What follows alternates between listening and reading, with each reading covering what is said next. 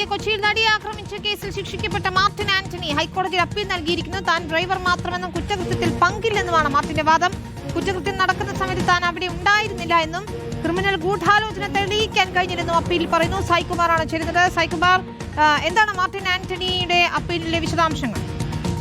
വിനീത, Martin ഇപ്പോൾ ജയിലിലാണ്. ഈ നടിയെ ആക്രമിച്ച കേസിൽ 20 വർഷം തടവാണ് ഇപ്പോൾ മാർട്ടിനെതിരെ വിധിച്ചിട്ടുള്ളത്. ആ കേസിൽ ഇപ്പോൾ ജയിലിലാണ്. ഏകദേശം 13ഓളം വകുപ്പുകൾ മാർട്ടിൻ തെളിയിക്കപ്പെട്ടിട്ടുണ്ട് എന്നാണ് വിചാരണ കോടതി വിധിയിൽ പറഞ്ഞിരുന്നത്. പക്ഷേ തനിക്ക് മേൽ ചുമത്തപ്പെട്ട വകുപ്പുകൾ അത് തെളിയിക്കാൻ പ്രോസിക്യൂഷന് കഴിഞ്ഞിട്ടില്ല. താൻ ആ കുറ്റകൃത്യത്തിൽ പങ്കെടുത്തിട്ടില്ല എന്നുള്ളതാണ് മാർട്ടിന്റെ പ്രധാനപ്പെട്ട വാദം. ഈ കേസിൽ 8ാം പ്രതിയായ ദിലീപിന് മേൽ ചുമത്തിയിട്ടുള്ള അതേ വകുപ്പുകളാണ് തനിക്കുമേൽ ചുമത്തിയിരുന്നത്.